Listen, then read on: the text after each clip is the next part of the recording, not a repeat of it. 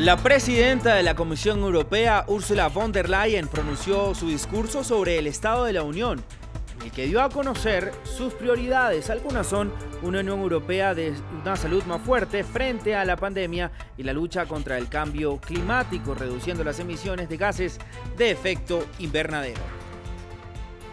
Yoshihide Suga, de 71 años, fue elegido nuevo primer ministro de Japón con 314 de los 462 votos emitidos en la Cámara Baja del Parlamento. Gobernará hasta septiembre del año próximo para completar el mandato de Shinzo Abe. Suga fue jefe de gabinete y ministro del gobierno de su antecesor. Más de 1.100 incendios forestales en un mes han devastado la costa oeste de Estados Unidos. Las llamas continúan ardiendo y los estados de California, Washington y Oregon han sido los más afectados. El gobernador de California, Gavin Newsom, aseguró que está siendo una situación sin precedentes. Más de 35 personas han perdido la vida. Muy buen día, gracias por continuar con nosotros en France 24. Soy Raúl Blanco, un gusto saludarlos. Comenzamos este informativo con el discurso del Estado de la Unión de la presidenta de la Comisión Europea, Ursula von der Leyen. Su plan de acción se centrará, entre otros puntos, en el de la salud y el cambio climático. Von der Leyen habló sobre la necesidad de crear una reserva estratégica para evitar la dependencia del bloque comunitario de terceros países, en particular en relación con los medicamentos, y propuso la creación de una nueva agencia para abordar las amenazas y emergencias sanitarias. También se comprometió a incrementar el objetivo para reducir las emisiones de gases de efecto invernadero, elevándolo hasta el 55% de aquí hasta 2030. Más temprano, nuestra corresponsal en Bruselas, Esther Herrera, nos habló de lo más destacado en este primer discurso de von der Leyen. Buenos días. En efecto, ha sido el primer discurso de Ursula von der Leyen como presidenta de la Comisión Europea, un discurso muy largo, de 1 hora y media prácticamente, en que, como comentabas, ha avanzado esa reducción del 55% de emisiones de aquí a 2030, con el objetivo de que en 2050 Europa sea el primer continente climáticamente neutro. Aún así, los detalles se los ha reservado porque será el vicepresidente de la Comisión Europea, Frans Timmermans, encargado del Pacto Verde, quien dé todos los detalles mañana. Aún así, esta reducción del 55% es inferior a lo que pide la Eurocámara, que pide que sea más allá y sea del 60%. Aún así, von der Leyen cree que el 70% de los proyectos que, recordemos, se deben financiar en el plan de reconstrucción de la Unión Europea, deben financiar proyectos que vayan en la lucha contra el cambio climático. También ha recordado que la pandemia nos ha hecho más frágiles, por eso ha avanzado esta construcción de esta agencia parecida a la que ya existe en Estados Unidos para depender menos de terceros países, especialmente porque en medio de la pandemia la Unión Europea prácticamente no tenía mascarillas. También ha apelado a los valores fundacionales de la Unión Europea, ha atacado a Polonia con sus leyes en que excluyen a la comunidad LGTBI. Dice que la Unión Europea se basa en sus valores fundamentales. También ha avanzado que quiere que haya una nueva propuesta para la reforma de asilo. La semana que viene presentará una nueva reforma para esta política de asilo, para que se acojan a más refugiados, pero eso sí, también quiere que haya un refuerzo de las fronteras exteriores de la Unión Europea. Finalmente, también ha hablado de política exterior, ha hablado de Rusia, de su papel problemático en el conflicto en Bielorrusia, también sobre Estados Unidos y sobre China y su problemática relación. En definitiva, ha sido un discurso en que ha tocado muchos temas, pero sin apenas detalles.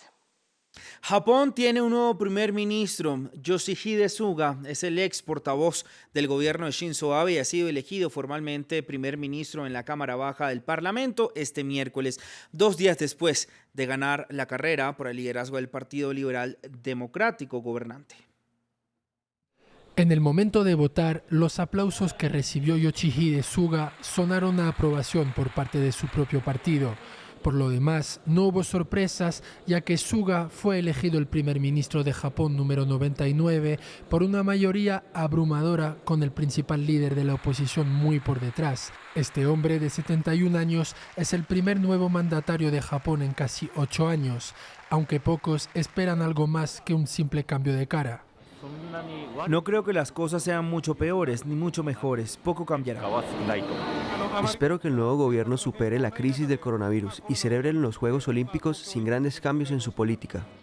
Suga ganó la carrera por el liderazgo del partido gobernante con la promesa de estabilidad y continuidad, y hereda un país en profunda recesión. El PIB de Japón se redujo casi un 8% en el segundo trimestre en medio de la pandemia. La política monetaria muy liberal, llamada Abenomics, no logró fortalecer la economía. En cuanto a la política exterior, se espera que Suga continúe priorizando la relación de Japón con Estados Unidos. Mientras tanto, temas como una disputa territorial con Rusia están destinados a permanecer en un punto muerto. La política exterior básica de Japón se basará en el fortalecimiento de la alianza de seguridad entre Japón y Estados Unidos. Japón no tratará de dañar sus relaciones con China tanto como pueda, pero no se rehuirá de equilibrarse con China. Con aproximadamente la mitad del gabinete compuesto por miembros del presidente y teniendo al hermano menor de Abe como nuevo ministro de Defensa, el gobierno de Suga es visto en gran medida como una copia del anterior.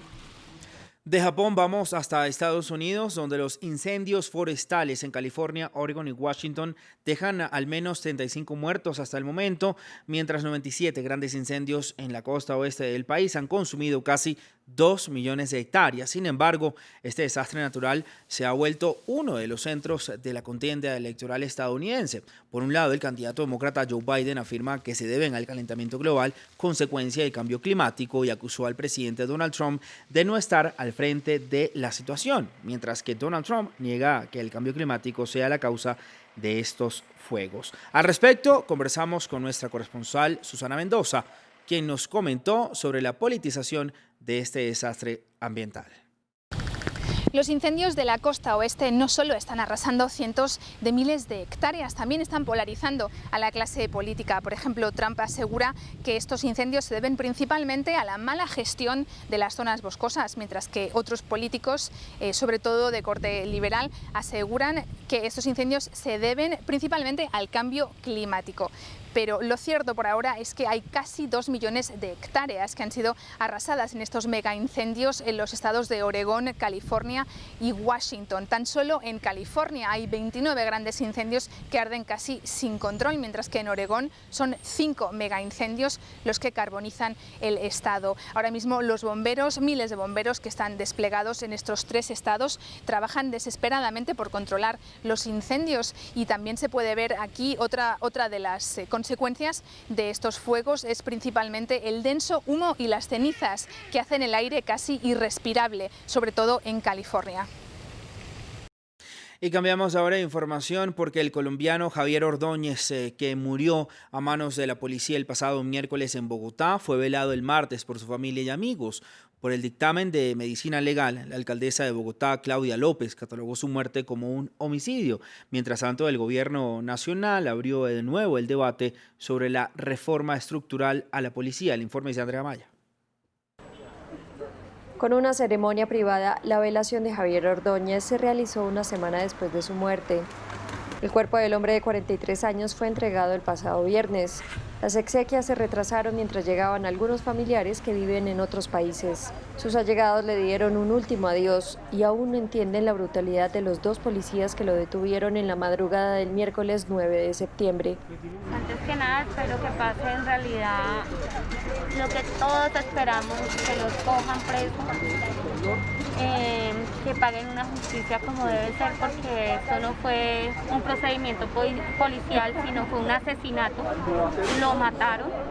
Pues la verdad yo no pude verle el cuerpo, yo solo alcancé a ver el rostro, y pues el rostro estaba totalmente golpeado, o sea, tenía hematomas, fisuras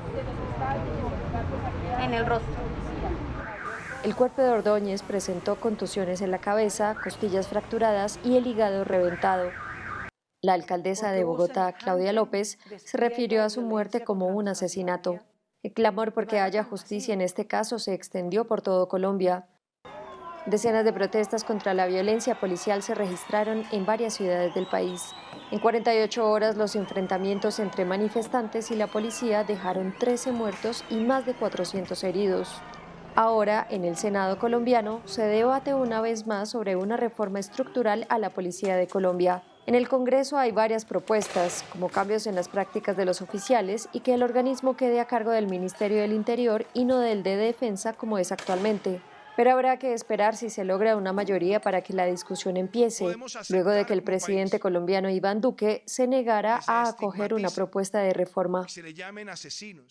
Vamos ahora hasta Argentina, porque la lista de empresas que abandona el país sudamericano no para de crecer.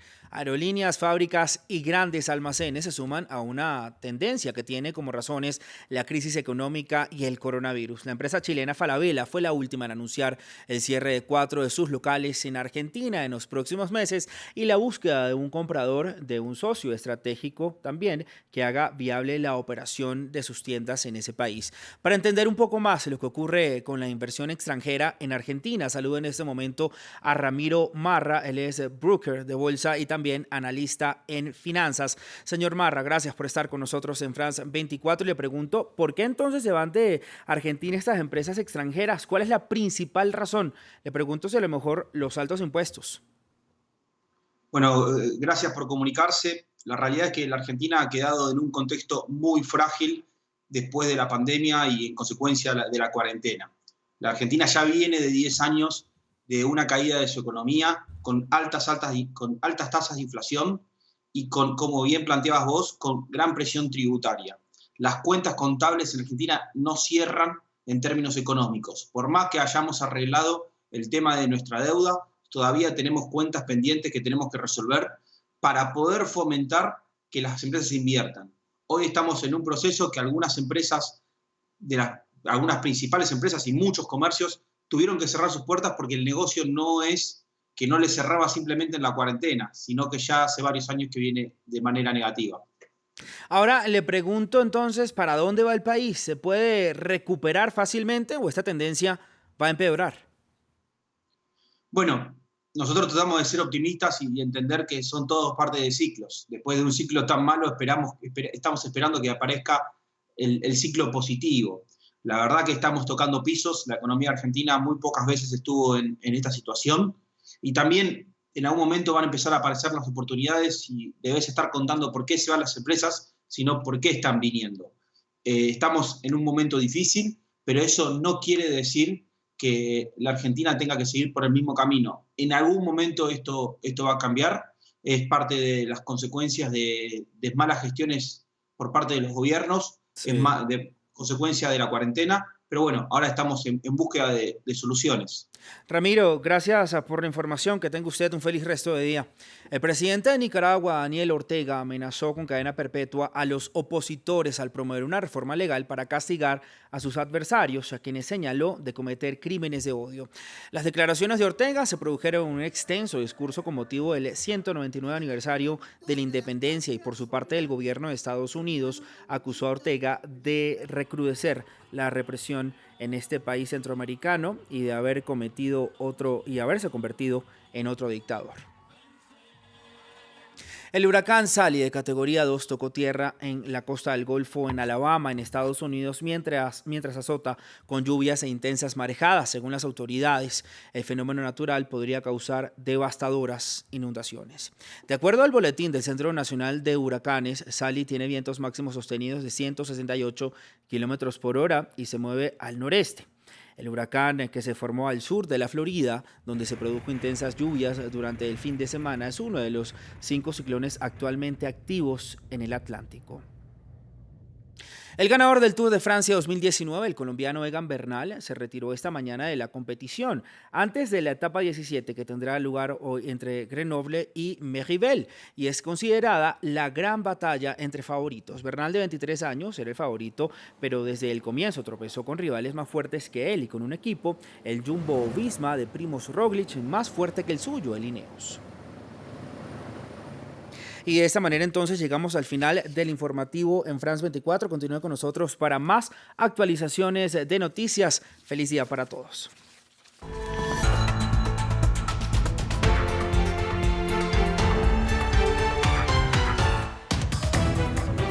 La información al momento en France 24 y France24.com.